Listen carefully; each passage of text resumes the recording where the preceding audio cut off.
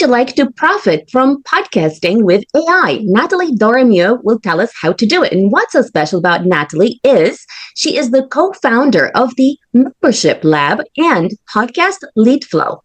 Podcast LeadFlow is a simple, powerful system designed to transform high-value podcast episodes into a steady stream of meaningful conversations and qualified leads. And it's perfect for hosts who want to go beyond visibility and use their episodes as a true engine for growth. So, Nathalie, how can an entrepreneur leverage podcasting and AI to attract leads for their business? AI Superwoman podcast with Lily Patrascu shares the world's most innovative AI tools and processes to go from technophobe to AI pro, attract leads, close sales, automate your business, enhance productivity, and deploy AI agents to do your work. Yeah, so thank you so much for having me, Lily, by the way. So basically the issue that we're seeing with podcasts is that people don't know their listeners, right? So they might have a podcast that they are running to grow their business, make money, sales. And then on the other side, they have clients that actually bought. But there is a gap between the two, right? We don't know who is really listening, if there are certain episodes that attract the ideal person. So the idea came to basically use AI to create a customized conversation with a listener that is interested in what you have to say. So the way we're using AI here is to basically identify quickly in a way that is automated what are some questions that you could ask a listener if you could talk to it, right? Or her, like if she was sitting next to you, like what are some questions that you would love to ask, and then use those answers to provide some type of value, like a piece of coaching and advice, right? And that's how we've been using AI to really bridge that gap between turning some listeners that are passive into taking action because they're going to get something that's like super valuable and customized. Thank you. Give us an example of, let's say, some clients you've helped where this has worked for them, and so that we can understand what kind of business this could potentially work for, and what kind of pieces of content entrepreneurs kind of like offer as a freebie that would incentivize the listeners to actually opt in and answer those 2-3 questions. Yeah, absolutely. So I can give you an example of a client. Her name is Alicia Saint-Germain. She's a leadership coach, right? So this is really going to work for people that have a strategy for their podcast, meaning that they are already creating content that is actionable, right? If they just spend, episodes talking about themselves or doing inspirational content, it's great. But it's not going to, your listener might like it, but it's not something that they can act on or that AI can do anything about. However, if you create an episode that's very actionable, and I'll share the example with you. And so if you think with that in mind, you're like, I'm going to create an episode that actually gives them like steps, like potential steps or a framework, the way I work, like my method, my system, right? And when they answer the questions, then we can plug in their context, where they are at, what they've tried, what they're struggling with, to create a customized plan for them to do the work. So I know that what people say is that, this is just fate, that podcast listeners could be driving or gardening and they don't have time to sign up to anything. And I get it. They listen on Apple and Spotify. And what do these two platforms want? They want to keep them binging, right? They are not interested in helping you grow your business. They want more listening time on their platform. But the idea here with this tool is to repurpose these episodes, right? So you still share on Apple and podcasts, but asking people for resources to subscribe or leave a review. What's in it for the listener? Nothing, right? It's only for the host. So you have to switch the narrative. So what Alicia did is she re-recorded an episode that she had, which you don't have to do because it was already pretty actionable. And it was talking about a framework and kind of how she helps people, right? And she made it as a secret episode. So you don't have to do that because she already had the episode. So she made it a secret episode. And what she did is she shared this with their existing audience. So people that already know her, but haven't worked with her yet or haven't purchased from her, right? So she gave it as an extra resource as part of the nurture sequence, right? Where they could listen to that episode, fill out the form, they get an email that's customized to them with their plan based on their situation, with a call to action to book a call. And guess what happened? They are booking a call, right? So basically the idea with this is really to being able to go from a passive listener to somebody that's taking action if they are ready, like if they are your ideal, ideal listener that is looking for the solution that you have to offer. Thank you. That sounds to me like this kind of solution works for profiting from podcast guesting as well. It's not just for hosts, isn't it? So basically the whole idea is that AI is going to use the content of the podcast, what is shared in the podcast, as knowledge, right? To create that answer, that customized answer. So if you have a guest, then basically the tool is going to help the guest build an audience because the guest brings the expertise, right?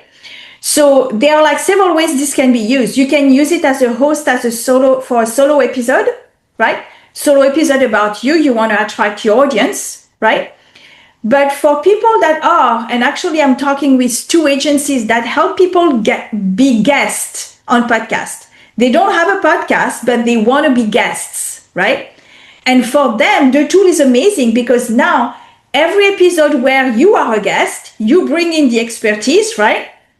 You can take the episode once it's been recorded and you add Podcast LeadFlow, and that's how you share it. So instead of sharing, hey, I was on this podcast, here is the link, right? You can say, I was on this podcast, here is the link, and there is a tool below for you to get a customized plan or one thing you can do this week to get to the result, to implement what was taught. So obviously it's going to work when it's actionable. Like I said, like the more actionable, the more you can give them something tangible that they can do and take action. But now they've got an email, you're CC'd on the email. So now you can reply a couple of days later. Hey, did you enjoy the email that you got? And you can even say, Alicia is saying it, this was generated by AI, by the way.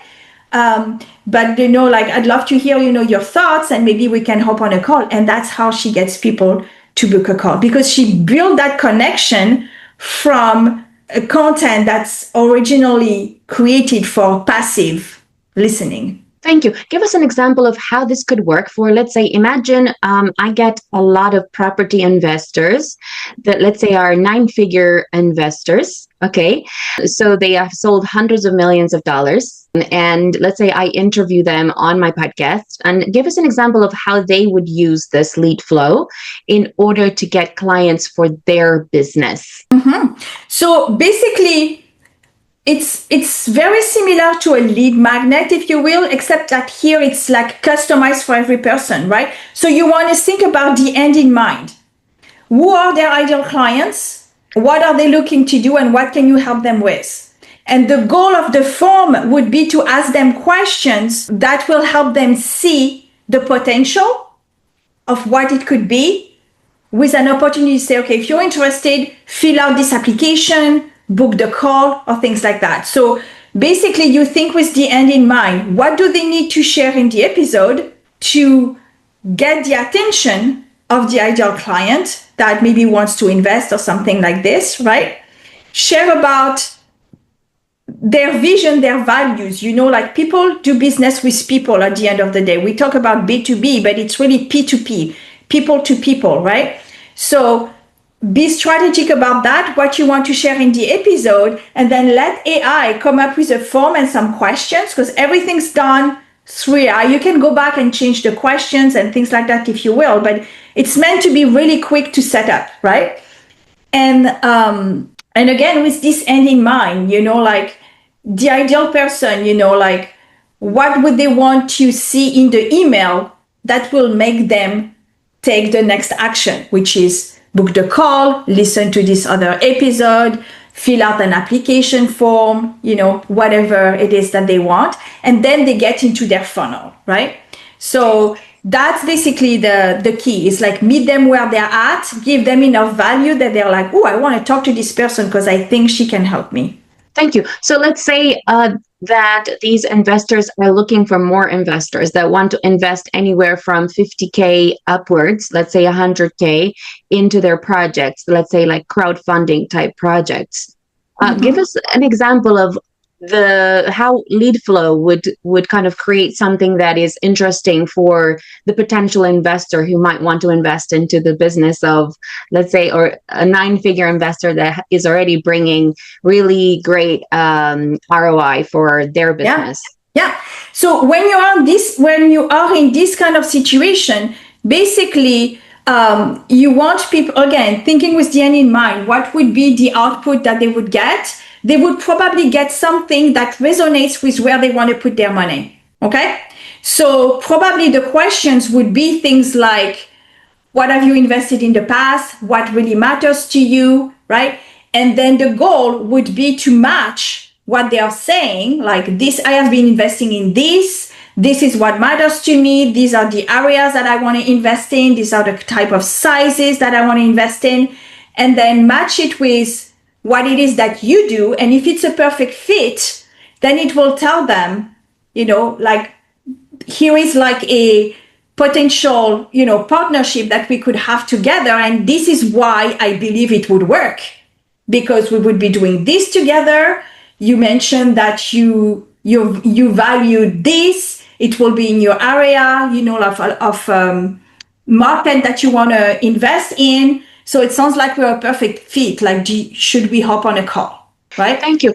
Why is this, for example, LeadFlow better than, let's say, just giving them an already created resource like a freebie? Let's say instead of giving them this LeadFlow, why would this work better, for example, rather than, let's say, giving them a resource about 5 steps to invest in property in, I don't know, in a certain area where they normally invest, or 5 steps to get like 10% on net ROI on your investment in a certain area. So why would you say that activating this podcast LeadFlow would be a better solution than giving them an already created freebie, such as a PDF or a mini ebook? Yeah. Well, just one thing. It's not about them, right? It says not. They learn nothing about themselves. It's a resource that is out there. Everybody gets the same thing, right? It's not customized to their own situation. It doesn't speak to them. They are not connecting to that content, right? The difference is with Podcast LeadFlow is they get something customized based on their situation, right? Based on the questions that they answered. When you sign up to a PDF, we know most people now sign up and some don't even read it. And it's hard to follow up when they haven't done the next step, which is actually reading the thing, right? And what happens also with these freebies is there is no emotional connection with it.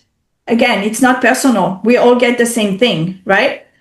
And then there is often that question, but how does this apply to me, right? So if you give them 7 steps and they might it might not totally align with what they want to do, right? Again, it's cookie cutter. You put everybody in the same bucket and say, okay, just pick one, right? So it doesn't have that connection, that exclusivity, if you will. And that goes a long way in building trust. Thank you. Tell us about the call to action that a podcasting host or a podcasting guest would use in order to ask the entrepreneur listening to the show to actually go towards this podcast lead flow? Yeah. So again, the call to action is really going to depend on what is the end in mind. What are you trying to get at the end? Are you trying to sell them a high ticket coaching? Are you trying to get them to sign up to be a partner? Are you trying to get them to buy a course or a product, right? A piece of software or something. But just like a PDF, when you get a lead magnet, you don't want to ask them to marry you without dating, right? That's what we said. So basically, you have to find what is the next call to action that is not a lot of resistance for them to do if they are interested. That could be hit reply and tell me, and then ask them a question. It could be, here is another resource for you that you might find useful, right? It could be book a call. It could be fill out an application form. So it's finding what is the next step that will get your ideal person excited about doing, like a no-brainer. But if you say, here is a link to buy, it's likely not going to work. They don't know you, you ask them to buy. That's not going to work, right? So again, the call to action is going to be very specific based on what it is that you want them to do at the end. If it's a partnership, right, or investing, then probably you need to give them more resources, maybe with an opportunity in the PS section if they want to hop on a call and discuss, right? You could actually in this email even give them PDFs, references, like this is our missions and this is our core mission or things like that, right? If you want them to learn more about you, that doesn't mean you can't use PDFs and things like that. It just means that there needs to be a connection. That connection is really going to accelerate building that relationship. Thank you. Tell us 2 more case studies of entrepreneurs you've worked with where you've implemented the podcast lead flow and how it worked out in terms of like leading to closing leads into sales. So another one that I have, actually it's going on right now, and it's basically so she's a business coach. She's in the Netherlands, and she has a book, and she's interviewing guests who all have a book, for the summer. So she's interviewing big names. John Lee Dumas, Mike Michalowicz from Profit First, like all these big names. And every single episode is going to have a podcast lead flow below for people to connect with each guest. So for her, she's basically using it as building authority and basically gathering people that are interested in hearing about these people, at this level, of business, so that she can nurture them into inviting them to book a call, right? So the selling, if you will, like, what they say, if you give them great value, then you don't really have to do much into the selling because the content sells itself. And at some point in the nurture sequence, she invites them to book a call. Okay. So that's one. Her name is Melita Campbell. And the other one that we have, which one could I share? I can share Julie Whistler. So Julie Whistler she's I would say a life coach, and she has a certification program. She has a podcast that's very well known. It's got great people in it. The podcast name is the USTU podcast. And basically she's interviewing amazing guests. Same thing. She's got Marie Forleo, Carrie Green, these people, John Lee Dumas, etc. And basically for her, the goal, she's putting the podcast lead flow on selective episodes, right, that are really talking to a specific audience, because she's selling multiple things, right, talking to a specific audience. And she adds them then into her list, and that's where she sells her program by having them book a call. Okay, so it's really about not a tool for selling, but it's a tool for attracting the person that is ready for what you have to offer. Thank you. Tell us more about what makes this method work at its highest possible? What needs to happen? What needs to be put in place to make sure that this method works the best possible? Yeah. So basically, kind of mentioned this earlier, is I want to say the quality of the podcast content in terms of being actionable. Like, so the more applicable and practical it is going to be, the less it's going to be about you talking, but about giving value, something that they can actually do, right? The better. Also making sure that it speaks to your audience, right? So there needs to be some work that needs to be done into what people really, really are looking for. What is their level of awareness? Because we might think that people want this. No, maybe this is what they need, but is it what they want? Is it what they are looking for, right? So making sure that there is not a disconnect, because what could happen is that they could find the episode interesting, but it doesn't make them want to fill out the form because they're either not ready, they're not there, it's not what they're looking for at the moment, right? So making it actionable, basically reverse engineer, right? This is what I want them to buy or do. What do I need? What would be an email that's customized to them that will make them want to take that action, right? And then what is an episode? What can I talk about to help, create basically that unique email? So it's being very strategic with your podcast. Thank you. Tell us about how you are leveraging Podcast LeadFlow in order to generate leads and clients for your business. Yeah. So you know how they say that you're always the worst, your worst client. But what I've done recently is that any episode that I am a guest on, I create a Podcast LeadFlow form. So I have my site. So if you go to demos.podcastleadflow.com, you'll see the latest guest appearances that I have made.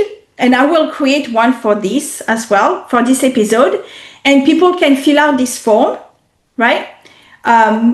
Some are for Podcast LeadFlow, some are for memberships, because I also talk about memberships and AI, integrating AI into memberships.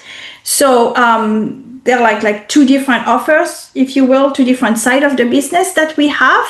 So that's what I've started to do for myself, is using it for that. I am also working, it's not live yet, but it's ready, but it's not being pushed. It's not live yet. It's a podcast audit. So basically what it is going to be is that there's going to be an episode that you listen to, and then some questions that you answer. And based on that, it's going to give you advice on podcast strategy, like how can you actually use your podcast to grow your business. And we're going to look into this. Is the content that you're creating matches with what you're trying to sell, or why? I mean, if that's your goal, if your goal is to get clients or partners from the podcast, we'll just help people analyze that. And by email, we're gonna start a conversation with them to say, these are probably the things that you could be doing to start, leveraging your podcast, with probably a call to action to book a call. Thank you. For those entrepreneurs that want to create a membership, and let's say they're either hosts or guests, how would you encourage them to integrate both LeadFlow and membership offer so that they can turn a listener into a membership, into a member of their program? Yeah, absolutely. So, I mean, this idea that the podcast is just one of the vehicle, right, to share content that is relevant, right? It could be a YouTube video. It works for YouTube as well. Actually, we've got TubeFlow, which is for YouTube videos, right? So for a membership, again, if you think with the end in mind, your membership solves a specific problem for people, right? And you are one of the solutions, right? So it's reverse engineering and basically look at what type of, if you have an existing podcast, right, you would have a podcast episode where you're a solo episode, right, where you talk about what are these pain struggles that they have and what are the different options, right? You can do nothing and have the result that you have. You can hire one-on-one coaching, or you can look into joining a community where you're surrounded by other people that have the same problem that you have, right? And then if you're interested, you can get on the wait list, or you can listen to this other episode. You don't want to sell the membership on the podcast episode on the phone, right? But you basically want to make sure that the people that are looking for a solution to that problem fill out the form. And then it's your nurture sequence, which could be sharing a recording of a webinar, maybe inviting them to your next live webinar if you sell through webinars, right? But your podcast is never going to sell your membership. Your podcast is going to attract your ideal member and deliver, great content so that they start to know you, love you, and trust you, and then look into your membership as a potential solution. Thank you. Tell us where entrepreneurs can connect with you. Sure. So they can find me on LinkedIn, my name, Nathalie Dorémieux. They can also go on podcastleadflow.com. There is a form there that they can fill out if they want to book a call. And they can go to the membership lab. So if you go to the membership lab.com/gift, then there is an AI freebie there, and then there is some other free resources if you're interested to get started with the membership. Follow me for more AI productivity tools.